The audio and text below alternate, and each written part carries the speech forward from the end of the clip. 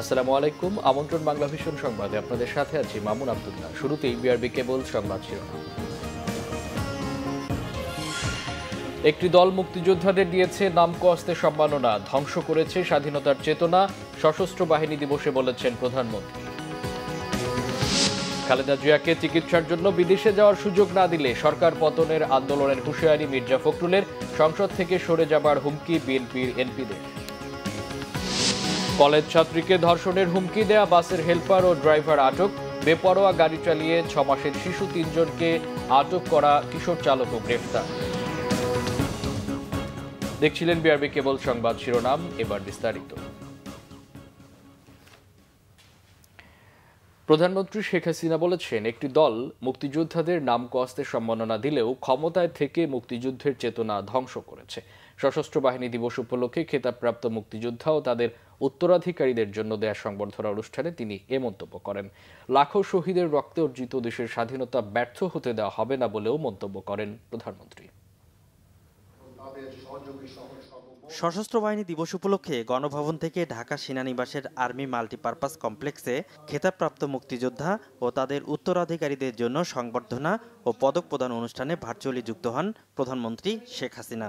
এ সময় তিনি বলেন, ৭৫-এর পর বঙ্গবন্ধু ৭ই মার্চের ভাষণ প্রচার করতে দেয়া হয়নি, এমনকি মুক্তিযোদ্ধারা নিজেদের পরিচয় দিতে ভয় পেতেন বলেও মন্তব্য করেন প্রধানমন্ত্রী।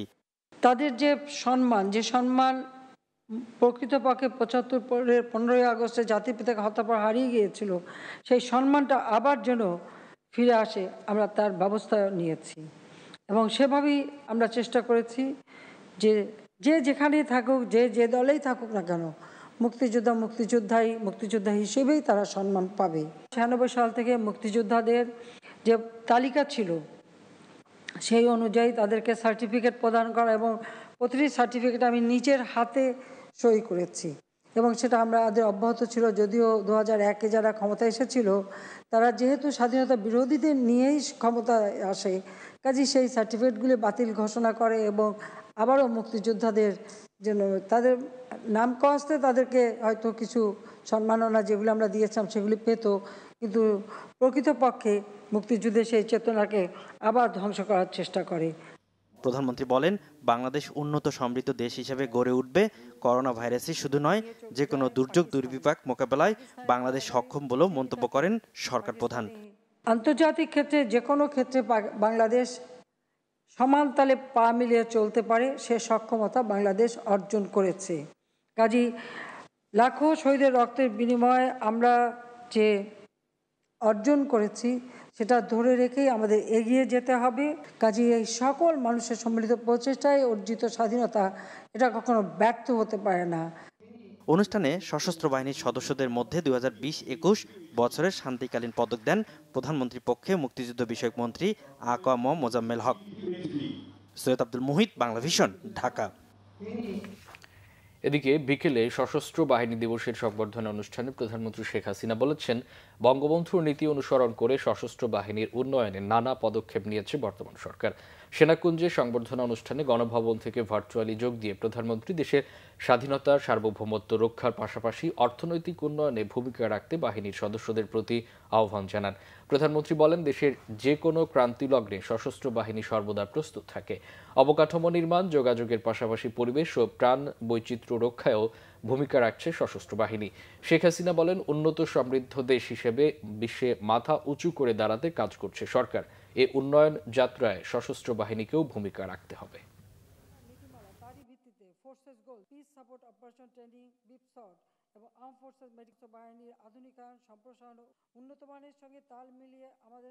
বাংলাদেশকে আমরা আরো উন্নত দেশ হিসেবে গড়ে তুলতে চাই, তাই রূপকল্প 2021-এর সফল বাস্তবায়নের মাধ্যমেই ইতিমধ্যে আমরা উন্নয়নশীল দেশের মর্যাদা পেয়েছি। আমরা অর্থনৈতিক অগ্রগতির মানদণ্ডে বিশ্বের প্রথম 5টি দেশের মধ্যে স্থান করে নিয়েছি। বর্তমানে বাংলাদেশ বিশ্বের 41তম বৃহৎ অর্থনীতির দেশ। আমরা দারিদ্র্যের হার 40% থেকে 20.5% নিচে নামিয়ে এনেছি। মাথাপিছু আয় 2554 মার্কিন ডলারে উন্নীত করেছি। আর্থসামাজিক সকল সূচকে অভূতপূর্ব উন্নয়ন সাধন হয়েছে। বেগম খালেদা জিয়াকে চিকিৎসার জন্য বিদেশে যাওয়ার সুযোগ না দিলে অবিলম্বে সরকার পতনের আন্দোলনের ডাক দেওয়া হবে বলে জানিয়েছেন বিএনপি মহাসচিব মির্জা ফখরুল ইসলাম আলমগীর। গতকাল বিকেলে ঢাকা রিপোর্টার্স ইউনিটি মিলনায়তনে মাওলানা ভাসানীর ৪৫তম মৃত্যুবার্ষিকীর আলোচনা সভায় একথা বলেন তিনি। এ সময় তিনি মাওলানা ভাসানীর বর্ণাঢ্য রাজনৈতিক জীবনের নানা দিক তুলে ধরেন। আলোচনায় অংশ নিয়ে আ.স.ম. আব্দুর রব বলেন, প্রতিটি মানুষ বর্তমান সরকারের অত্যাচারে অতিষ্ঠ। ক্ষমতাসীন দল সাম্প্রদায়িক সম্প্রীতি নষ্টের মূল হোতা উল্লেখ করে তিনি বলেন, স্বাধীনভাবে বাঁচতে হলে রাজপথের আন্দোলনের বিকল্প নেই। বিএনপির স্থায়ী কমিটির সদস্য নজরুল ইসলাম খান বলেন, বর্তমান সরকার জিয়াউর রহমানের নামে কুৎসা রটানোর মাধ্যমে মূলত বঙ্গবন্ধুকেই অসম্মান করছে।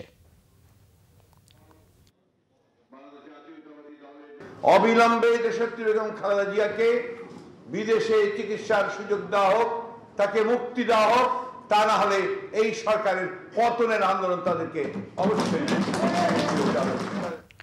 এদিকে বেগম খালেদা জিয়াকে উন্নত চিকিৎসার জন্য বিদেশে পাঠানো না হলে সংসদ থেকে সরে যাওয়ার হুমকি দিয়েছেন বিএনপির সংসদ সদস্যরা। গতকাল সকালে জাতীয় সংসদ ভবনের দক্ষিণ প্লাজায় মানববন্ধন করেন বিএনপি দলীয় সংসদ সদস্যরা। এ সময় তারা অভিযোগ করেন, সরকার কমপক্ষে ৩০ জন মৃত্যুদণ্ডপ্রাপ্ত আসামির সাজা মওকুফ করেছে, কিন্তু খালেদা জিয়াকে তার প্রাপ্য জামিন না দিয়ে বন্দী করে রেখেছে। ৩ বছর বেগম জিয়া সরকারের হেফাজতে ছিলেন, তার শরীরের অবস্থা এত খারাপ হলো কেন, তার জবাব সরকারকেই দিতে হবে।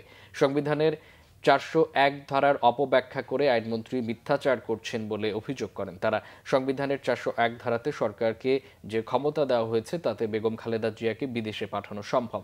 বেগম জিয়ার বাড়িতে সাবজেল ঘোষণা করে ২৪ ঘন্টার মধ্যে তাকে বিদেশে পাঠাতে পারে সরকার। রাষ্ট্রপতির হস্তক্ষেপ কামনা করেন তারা। দেশে আইনের শাসন ও বিচার বিভাগের স্বাধীনতা থাকলে বেগম খালেদা জিয়া আগেই জামিন পেতেন বলে মন্তব্য করেন বিএনপির দলীয় সংসদ সদস্যরা। বদরুন্নেসা কলেজের শিক্ষার্থীকে ধর্ষণের হুমকি দেয়া ঠিকানা পরিবহনের ড্রাইভার রুবেল ও হেলপার মেহেদি হাসানকে আটক করেছে র্যাব। রবিবার নারায়ণগঞ্জের সিদ্দিরগঞ্জ থেকে তাদের আটক করা হয় বলে জানায় র্যাব।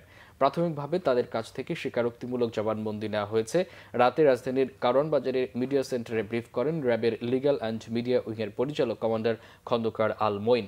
তিনি জানান, ওই শিক্ষার্থীকে ধর্ষণের হুমকি ও তার সাথে অশোভন আচরণ করলে কলেজের অধ্যক্ষ বরাবর লিখিত জানায় সে। এ ঘটনায় র্যাব অভিযান চালিয়ে তাদের আটক করে। ড্রাইভার ও হেলপারের ব্যাপারে আইনানুগ ব্যবস্থা নেওয়া হবে বলে জানানো হয় সংবাদ সম্মেলনে। এর আগে শনিবার শনিরাকড়া থেকে ঠিকানা পরিবহনে বকশীবাজার আসে ওই শিক্ষার্থী। ২৫ টাকার ভাড়া ১৫ টাকা দিতে চাইলে তার সাথে বাগবিতণ্ডিতায় জড়ায় ওই হেলপার। হাফ ভাড়া তারা হেল্পার নিতে চান না বা ড্রাইভার নিতে চান না, এখান থেকে বাকবিতণ্ড এবং পরবর্তীতে বেশ অশোভন ভাষায় হেল্পার তাকে গালাগালি করে মর্মেই যে কোমলমতি শিক্ষার্থী সে তার কলেজে প্রিন্সিপাল বরাবর অভিযোগ করে। আর হেল্পারকে জিজ্ঞাসাবাদ আমরা জানতে পারি তার সাথে বাকবিতণ্ড হয় এবং সে এটা আমাদের সাথে সেও স্বীকারোক্তিমূলক বলেছে যে সে হাফ ভাড়া নিতে অনিচ্ছুক ছিল। গণপরিবহনে হাফ পাস নির্ধারণ এবং অর্ধেক ভাড়া দিতে চাওয়ায় ধর্ষণের হুমকি দেওয়া বাসের হেলপারকে গ্রেফতারের দাবিতে রাজধানীতে গতকাল সকালে বিক্ষোভ ও সড়ক অবরোধ করে শিক্ষার্থীরা। পরে ২৪ ঘন্টার আলটিমেটাম দিয়ে তারা সড়ক অবরোধ তুলে নেয়। এদিকে গণপরিবহনে শিক্ষার্থীদের অর্ধেক ভাড়া কার্যকরের দাবিতে বিক্ষোভ করেছে ছাত্র অধিকার পরিষদ। গণপরিবহনে অর্ধেক ভাড়া নির্ধারণের দাবিতে বকশীবাজার মোড় অবরোধ করে বিক্ষোভ করে বেগম বদরুন্নেসা সরকারি মহিলা কলেজ সহ বিভিন্ন শিক্ষা প্রতিষ্ঠানের শিক্ষার্থীরা। এ সময় চানখারপুল থেকে বকশীবাজার এবং ঢাকা শিক্ষা বোর্ড ও বুয়েট অভিমুখে সড়কে যান চলাচল বন্ধ ছিল। শিক্ষার্থীদের অভিযোগ, শনিবার রাজধানীর শনির আখড়ায় ঠিকানা পরিবহনের একটি বাসে বদরুন্নেসা কলেজের এক ছাত্রী অর্ধেক ভাড়া দিতে চাইলে তাকে ধর্ষণের হুমকি দেয় বাসের হেলপার। এর বিচার চান শিক্ষার্থীরা। আমাদের দাবি হলো যে হাফ পাস চাই আমাদের, আর ধর্ষণ আমাদের যে ধর্ষণের যে হুমকিটা দিচ্ছে তার বিচার চাই। বাসগুলো আমাদের লাইনে আসা যাওয়া করে, আমাদের সামনে দিয়েই যায়, কিন্তু আমাদের সাথে খারাপ ব্যবহার করে। যাত্রাবাড়ি থেকে এই পর্যন্ত আগে নেওয়া হতো ৫ টাকা, এখন ২০ টাকা দেওয়ার জন্য কেন বলে? কে বলতেছে যে আমরা হাফ পাস করে দিব, কিন্তু হাফ পাস করলে তো এটা মুখে বললে হবে না, এটা কার্যকর করতে হবে। এদিকে একই দাবিতে ঢাকা বিশ্ববিদ্যালয়ে বিক্ষোভ মিছিল করেছে ছাত্র অধিকার পরিষদ। এর আগে বক্তারা বলেন, বিশ্ববাজারে ডিজেলের দাম কমলেও দাম কমাচ্ছে না সরকার। আমরা কেমন সরকারের অধীনে এই দেশে বসবাস করছি? কেমন সড়ক পরিবহন ও সেতু মন্ত্রণালয়ের মন্ত্রীদের অধীনে এই দেশে বসবাস করছি। সড়কে যাতায়াত করছি, যে ছাত্ররা হাফ পাস দিতে চাইলে তাদেরকে বাস থেকে টেনে হিসড়ে তাদেরকে আঘাত করা হয়, তাদেরকে প্রহার করা হয়। অন্যদিকে গণপরিবহনে শৃঙ্খলা ফেরাতে মোবাইল কোর্ট অব্যাহত রেখেছে বিআরটিএ। সকালে অতিরিক্ত ভাড়া আদায়ের অভিযোগে শাহবাগ এলাকায় গণপরিবহনকে জরিমানা করেন নির্বাহী ম্যাজিস্ট্রেট। আজকে এখন পর্যন্ত 11টি বাসে জরিমানা করা হয়েছে। বাস তো 30টার উপরে দেখা হয়েছে বা তার চেয়েও বেশি হবে। তো বাড়তি ভাড়ার আদায়ের অভিযোগটা কম, গত 2-3 দিন ধরে একটু কম আছে এই রুটে। আর হচ্ছে যেগুলো বাসে এখনো হচ্ছে ভাড়ার তালিকা লাগানো নাই, এগুলোই আজকে বেশি জরিমানা হয়েছে। গেটলক এবং সিটিং সার্ভিস বন্ধে কঠোর ব্যবস্থা নেওয়ার হুঁশিয়ারি বিআরটিএর। মুহিবুল্লাহ মুহিব, বাংলা ভিশন, ঢাকা। এদিকে রাজধানীর বেইলি রোডে বেপরোয়া গাড়ি চালিয়ে রিকশা চালক আরোহী বাবা ও তার কোলের শিশুকে আহত করা প্রাইভেট কারের কিশোর চালককে চুয়াডাঙ্গা থেকে গ্রেফতার করেছে পুলিশ। রবিবার রাতে রাজধানীর ডিএমপির তেজগাঁও বিভাগের উপ পুলিশ কমিশনার বিপ্লব কুমার সরকার প্রেস ব্রিফিংয়ে এই তথ্য জানিয়েছেন। বলেন, শনিবার ভোর রাতে চুয়াডাঙ্গা জেলার আলমডাঙ্গা থানার হাট বোয়ালিয়া এলাকার খালার বাড়ি থেকে তাসকিন আহমেদ শাফিকে গ্রেফতার করা হয়। গতরাতেই ওই কিশোর চালককে ঢাকায় নিয়ে আসা হয় বলে জানান তিনি। এর আগে হাতিরঝিল থানার মিরবাগ এলাকা থেকে জব্দ করা হয় ব্যক্তিগত গাড়িটি। গ্রেফতার তাসকিন রাজধানীর একটি স্কুলে 10ম শ্রেণীর ছাত্র। তার বাবা সুপ্রিম কোর্টের আইনজীবী। গত শুক্রবার বিকেলে বেইলি রোডে বেপরোয়া গতির প্রাইভেট কার একটি রিকশাকে পেছন থেকে ধাক্কা দিয়ে গুড়িয়ে দেয়। এতে রিকশার চালক যাত্রী শাহজালাল ইসলামী ব্যাংকের কর্মকর্তা ফখরুল ইসলাম ও তার কোলে থাকা 6 মাস বয়সের ছেলে ইব্রাহিম মোহাম্মদ বিন হাসান গুরুতর আহত হয়। ফেলে যায়, তারপর আমাকে পথচারী যারা ছিল তারা হাসপাতালে নিয়ে আসে। ডান হাতের কবজি ভেঙে গেছে, আমার ছেলের উরু ভেঙে গেছে। যে ঘটনাটা ঘটিয়েছে আমি তাদের উপযুক্ত বিচারের আশা করি, কারণ এই যদি বিচার না হয় তাহলে তারা আরও সাহস পেয়ে যাবে। 19 তারিখ ঘটনা ঘটানোর পর 20 তারিখ সকালবেলা 7:30টার দিকে সে তার মাকে নিয়ে বাসযোগে সে মেহেরপুর থানাধীন গাংনী, যেটা তাদের আদি বাড়ি, সেই আদি বাড়িতে তারা চলে যায়। গাংনী থানা থেকেও ত্যাগ করে পাশের যে চুয়াডাঙ্গা জেলার আলমডাঙ্গা থানা, সেই আলমডাঙ্গা থানায় তার যে খালার বাড়ি, সেই খালার বাড়িতে সে চলে গিয়েছে। মেহেরপুর পুলিশের সহযোগিতা এবং চুয়াডাঙ্গা পুলিশের সহযোগিতায় আমরা তাকে, এই যে তাসকিন আহমেদ, তাকে আমরা নিয়ে আসতে সক্ষম হই। বেসরকারি স্যাটেলাইট টেলিভিশন চ্যানেল খাতকে শিল্পের মর্যাদা দেওয়ার দাবি জানিয়েছে অ্যাটকো। একই সাথে টেলিভিশনগুলোকে দ্রুত পে চ্যানেল করা এবং আইপিটিভি বন্ধের দাবিও জানানো হয়। টেলিভিশন দিবসের আলোচনায় গতকাল অ্যাটকো নেতারা এসব কথা বলেন। অনুষ্ঠানে তথ্যমন্ত্রী ডক্টর হাসান মাহমুদ বলেন, টিআরপি নির্ধারণে অন্য দেশগুলো যে পদ্ধতি ব্যবহার করছে শিগগিরই বাংলাদেশেও তা বাস্তবায়ন করা হবে। বাংলাদেশে এবারই প্রথম association of television channel owners অ্যাটকো পালন করল বিশ্ব টেলিভিশন দিবস। রাজধানীর একটি 5 তারকা হোটেলে খাত সংশ্লিষ্ট বিভিন্ন পেশাজীবীদের অংশগ্রহণে হয় আলোচনা সভা। 1996 সালে জাতিসংঘ 21 নভেম্বরকে বিশ্ব টেলিভিশন দিবস হিসেবে ঘোষণা করে। আলোচনায় বর্তমান সময়ে টেলিভিশন খাতের বিকাশের নানা দিক তুলে ধরেন বক্তারা। একই সাথে প্রযুক্তির আধুনিকায়নের সাথে কিছু চ্যালেঞ্জের কথাও বলেন সংশ্লিষ্টরা। প্রশিক্ষণ ছাড়া কোনো গণমাধ্যমই সঠিকভাবে তার দায়িত্ব পালন করতে পারে না, সেটি মুদ্রণ মাধ্যম হোক বা ইলেকট্রনিক মাধ্যম হোক। আমাদের জোরালো দাবি এই যে শুধু লাইসেন্স আছে দেশে এমন টিভি চ্যানেল সমূহ আইপি প্রোটোকল ব্যবহার করতে পারবে। আমরা আশা করছি যে সরকার অনুমোদনহীন অনিবন্ধিত আইপি টিভি বন্ধ করবে, কারণ অনুমোদনহীন এসব টিভি সমাজ দেশ ও রাষ্ট্রের জন্য ভয়ঙ্কর পরিস্থিতি বয়ে নিয়ে আসতে পারে। অ্যাটকো নেতারা বলেন, বেসরকারি স্যাটেলাইট টেলিভিশনগুলো দেশের উন্নয়নের সহায়ক ভূমিকা রাখলেও নানা কারণে এখন এই খাত হুমকির মুখে। এজন্য সরকারের সংশ্লিষ্ট দপ্তরগুলোর আন্তরিক সহায়তা চান মালিকরা। হঠাৎ করে বললেন যে যাবতীয় বকেয়া শোধ দিতে হবে। আমরা মরিধরি করে যেখান থেকে পারি ধার কর্জ করে ব্যাংক থেকে লোন নিয়ে আমরা শোধ দিলাম। আজকে আপনি বলতেছেন যে আপনারা ডিলে করছেন, তার ইন্টারেস্ট দিতে হবে। আজ পর্যন্ত 25 বছরে আমি বিদেশি স্যাটেলাইট ইউজ করছি, 1 বছরও আমি পয়সা দেইনি। এরকম ঘটনা হয়েছে যে 1 বছর পয়সা দেয়নি, তারপরেও তারা একটি পয়সা ইন্টারেস্ট নেয়। আমি আপনার কাছে রিকোয়েস্ট করব আমাদের এই দুর্দিনে এই ইন্টারেস্টটা আপনি মাফ করে দিবেন। বাকি পড়তে পড়তে এমন একটা সিচুয়েশনে চলে গেল যে আমরা আমাদেরই খরচ চালাতে পারছিলাম না। তো তখন সামাও এটা সরকারের ঊর্ধ্বতন মহলে খবরটা যায় এবং তাদেরই নির্দেশনা অনুযায়ী আমাদেরকে এই পদক্ষেপগুলো নিতে হয়েছিল। আমি অনুরোধ করব আমাদের মাননীয় মন্ত্রী মহোদয়কে যে টেলিভিশন চ্যানেলগুলিকে এবং টেলিভিশনকে শিল্পের মর্যাদা দেওয়ার জন্য। অনুষ্ঠানে প্রধান অতিথি তথ্য ও সম্প্রচার মন্ত্রী ডক্টর হাসান মাহমুদ বলেন, টেলিভিশন খাতের ওপর যেসব প্রতিবন্ধকতা রয়েছে তা নিরসনে কাজ করছে সরকার। এরই মধ্যে বিদেশি চ্যানেলের ক্লিন ফিড নিশ্চিত করা হয়েছে। বিজ্ঞাপন নির্মাণ ও প্রচারেও দেশীয় শিল্পী বাধ্যতামূলক করা হচ্ছে। টিআরপি সেটি একটি সংস্থা করত, একটি প্রতিষ্ঠান, সেটি একটি প্রাইভেট প্রতিষ্ঠান, ব্যবসায়ী প্রতিষ্ঠান। তো আমরা অন্যান্য দেশের কিভাবে করা হয়, বিশেষ করে ভারতে কিভাবে করা হয়, অনেকগুলো পরীক্ষা নিরীক্ষা করেছি।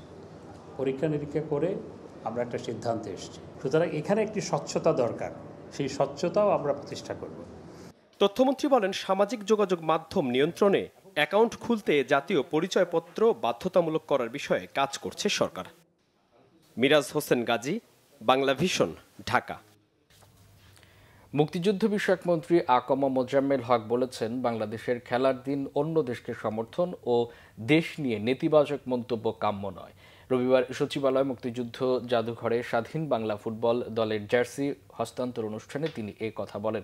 এ সময় মুক্তিযুদ্ধ বিষয়ক মন্ত্রী বলেন, স্বাধীন বাংলা ফুটবল দলের অবদান অস্বীকার করার নয়, আবারও মুক্তিযোদ্ধা তারাও মুক্তিযোদ্ধা, তাদের নামে গেজেট করা হয়েছে। বাংলাদেশ পাকিস্তান খেলা প্রসঙ্গে সাংবাদিকদের এক প্রশ্নের জবাবে তিনি বলেন, সমর্থকদের আচরণের বিষয়টি সরকারের নজরে এসেছে, বিষয়টি খতিয়ে দেখা হবে। এর আগে মুক্তিযুদ্ধের স্মারক হিসেবে মুক্তিযুদ্ধ বিষয়ক মন্ত্রী আকম মোজাম্মেল হকের হাতে স্বাধীন বাংলা ফুটবল দলের সদস্য সুভাষ শাহের 13 নম্বর জার্সিটি তুলে দেন দলের ম্যানেজার তানজির মাজহার তান্না সহ অন্যান্য খেলোয়াড়রা।